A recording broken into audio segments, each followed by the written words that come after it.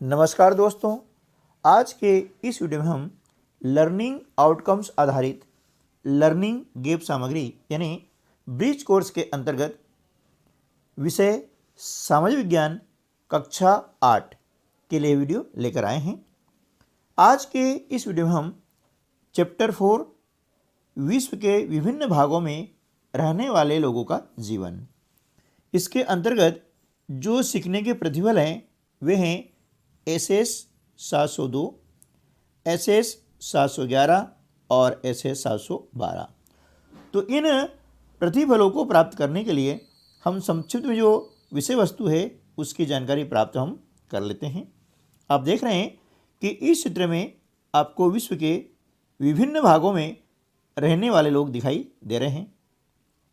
इनमें से कुछ गर्म प्रदेशों में रहते हैं तो कुछ ठंडे प्रदेशों में, और कुछ रेगिस्तानी भागों में रहने वाले हैं तो कुछ सामान्य मानसूनी प्रदेशों में रहने वाले हैं। ये बिल्कुल आपको एक दूसरे से अलग दिखाई दे रहे हैं, लेकिन इनकी जो मूलभूत आवश्यकताएं हैं, भोजन, वस्त्र और मकान, सभी की एक जैसी है। हम जानते हैं कि पृथ्वी के विभिन्न भागों में भूस्वरूप, जलवायु और मिट्टी में काफ़ी अंतर पाया जाता है, और यह अंतर उस क्षेत्र को प्राप्त होने वाले सूर्य के प्रकाश और जल की मात्रा पर निर्भर करता है। ठीक है, तो देखिए, किसी भी क्षेत्र की जलवायु को प्रभावित जो करने वाले कारक हैं वे है अक्षांशीय स्थिति। जैसे जैसे हम क्या करेंगे, भूमध्य रेखा से ध्रुवों की ओर जाते हैं तो तापमान कम होता हुआ चला जाता है। इसके बाद में अगला जो कारक है वह है ऊंचाई। जैसे जैसे हम पृथ्वी की सतह से ऊंचाई की ओर जाते हैं तो वहाँ पर तापमान घटता हुआ जाता है। तीसरा जो कारक है वह है वायु दाब।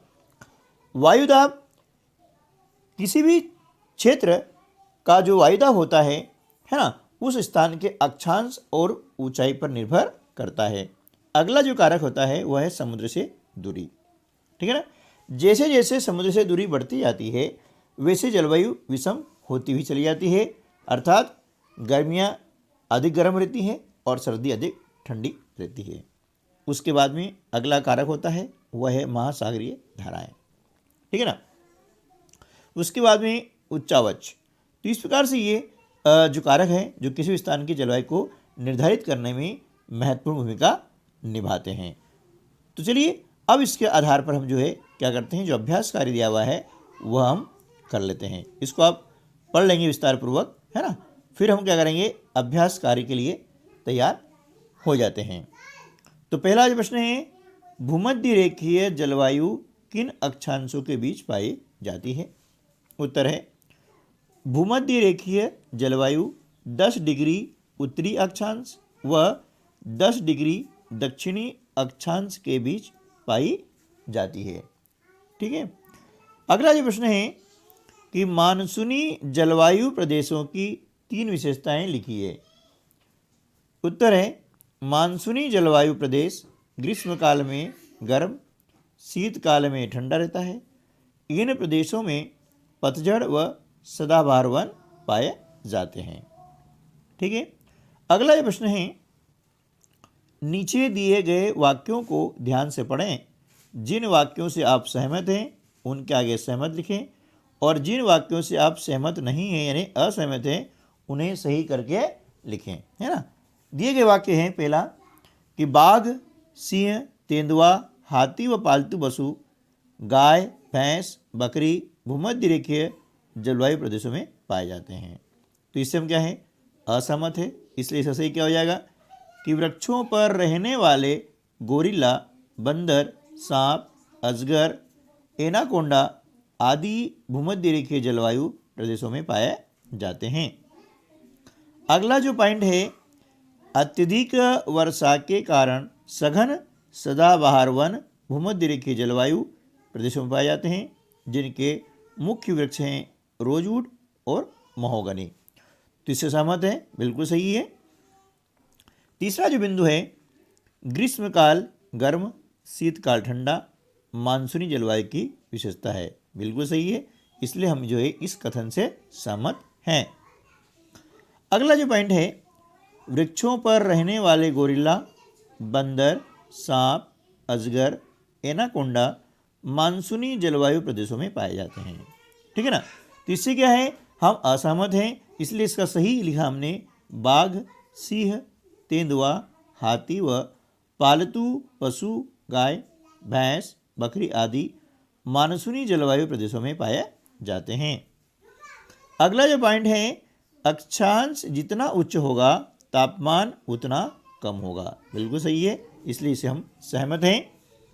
नेक्स्ट जो पॉइंट है, ठंडी जलधाराएं समुद्र तटीय क्षेत्रों के तापमान को कम कर देती है। बिल्कुल सही है, हम इसे सहमत हैं। ठीक है। अब प्रश्न क्रमांक 4 जो आता है, भूमध्य रेखा से 10 डिग्री उत्तरी अक्षांश व 10 डिग्री दक्षिणी अक्षांश के मध्य स्थित जलवायु प्रदेश का नाम लिखिए। इसका उत्तर हो जाएगा भूमध्य रेखीय जलवायु प्रदेश। अगला प्रश्न है, भूमध्य रेखीय जलवायु एवं मानसूनी जलवायु के कोई 3 अंतर लिखिए। इसका उत्तर होगा, पहला है गर्म एवं नम जलवायु, दूसरा है गर्म आर्द्र मौसम, ये किसके हैं, भूमध्य रेखीय जलवायु की विशेषताएं हैं। और मानसूनी जलवायु के लिए हो जाएगा ग्रीष्मकाल में गर्म और शीतकाल में ठंडा, ये इसमें अंतर हो गया है ना। हम यूँ कह सकते हैं कि भूमध्य रेखीय जलवायु गर्म एवं नम होती है, जबकि मानसून जलवायु ग्रीष्मकाल में गर्म होती है। क्योंकि स्थान की कमी के कारण हमने इसको बिल्कुल शॉर्ट रूप में लिख दिया है। ठीक है ना। अगला प्रश्न है, किसी क्षेत्र में यदि हर दिन वर्षा होती है तो वहाँ किस प्रकार की वनस्पति पाई जाएगी। इसका उत्तर होगा, किसी क्षेत्र में यदि हर दिन वर्षा होती है तो वहाँ सघन सदाबहार वन पाए जाते हैं। अगला जो प्रश्न है, किस जलवायु प्रदेश में दक्षिणी पश्चिमी मानसूनी हवाओं से वर्षा होती है।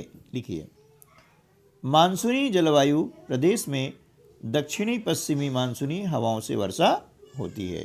ठीक है ना। अगला प्रश्न है, किसी स्थान की जलवायु को प्रभावित करने वाले 2 कारण लिखिए। तो हमने यहाँ पर 6 कारण जो पूरे पूरे लिख दिए हैं, इनमें से कोई भी 2 कारण आप लिख सकते हैं, लेकिन याद करने के हिसाब से हमने उसमें 6 लिख दिए हैं। पहला है अक्षांशीय स्थिति, दूसरा ऊंचाई, तीसरा वायुदाब, चौथा समुद्र से दूरी, पांचवा महासागरीय धाराएं और छठा है उच्चावच। ठीक है ना। इसके बाद में एक प्रोजेक्ट कार्य है कि जलवायु को प्रभावित करने वाले कारकों के आधार पर किसी एक जलवायु प्रदेश के किसी एक देश की जानकारी निम्न बिंदुओं के आधार पर एकत्रित कीजिए।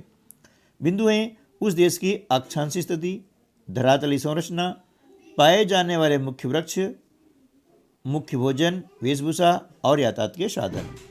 तो इन बिंदुओं के आधार पर हमने जितनी जगह उपलब्ध थी उसके अनुसार यहाँ पर लिखने का प्रयास किया है। देश का नाम है भारत। अक्षांशीय स्थिति है यह 30 डिग्री 6 मिनट उत्तरी अक्षांश और 68 डिग्री 7 मिनट तथा 97 डिग्री 25 मिनट पूर्वी देशांतर के मध्य स्थित है। उसके बाद में जो संरचना है, हिमाच्छादित हिमालय की ऊंचाइयों से शुरू होकर दक्षिण के विषुवतीय वर्षा दोनों वनों तक फैला हुआ है। ठीक है ना। अगला पॉइंट है वृक्ष के बारे में, सागौन, शीशम, पीपल, बरगद, नीम, आम आदि यहाँ के मुख्य वृक्ष हैं। फिर पशुओं के बारे में है, तो यहाँ पर हैं बाघ, सिंह, तेंदुआ, हाथी, भैंस, बकरी आदि यहाँ के मुख्य पशु हैं। ठीक है ना। अब यातायात के साधन के लिए यहाँ पर आवश्यक जगह नहीं है ना। तो देखिए यातायात के साधन में आ जाएगा बस, ठीक है, बस है, रेल है ना, और वायु मार्ग भी हमारे यहाँ पर उपलब्ध हैं। ठीक है ना। तो इस प्रकार से यातायात के साधन हो गए हैं। अब आगे चलते हैं, तो स्व आकलन हेतु वर्कशीट आपको यहाँ पर दी गई है कि यदि आप किसी पहाड़ी पर चढ़ाई कर रहे हैं तो आपको गर्म कपड़ों की आवश्यकता कहाँ पड़ेगी, पहाड़ी के प्रारंभ में अथवा पहाड़ी की ऊंचाई पर, और क्यों। तो देखिए, पहाड़ की ऊंचाई पर गर्म कपड़ों की आवश्यकता पड़ेगी क्योंकि ऊंचाई पर तापमान कम हो जाता है। ठीक है ना। चलिए, अगला 3 विशेषता आपको दी गई है, उसका अध्ययन करके आपको बताना है कि किस जलवायु प्रदेश की है। पहली विशेषता है गर्म एवं नम जलवायु, दूसरी प्रतिदिन साल भर वर्षा, और तीसरी है अत्यधिक वर्षा के कारण सघन सदाबहार वन। तो ये विशेषताएं होती है भूमध्य रेखीय जलवायु प्रदेश में। ठीक है, यहाँ इसका उत्तर आ जाएगा। अगला जो प्रश्न है, मुंबई की जलवायु सम व दिल्ली की जलवायु विषम क्यों है? कारण लिखिए। तो देखिए, उष्ण कटिबंधीय क्षेत्र में अरब सागर के निकट स्थित होने के कारण मुंबई की जलवायु सम है, जबकि दिल्ली की जलवायु विषम जलवायु क्षेत्र समुद्र तटीय क्षेत्र से दूर होने के कारण विषम है। ठीक है ना, यानी दिल्ली का जो जलवायु विषम है उसका कारण क्या है?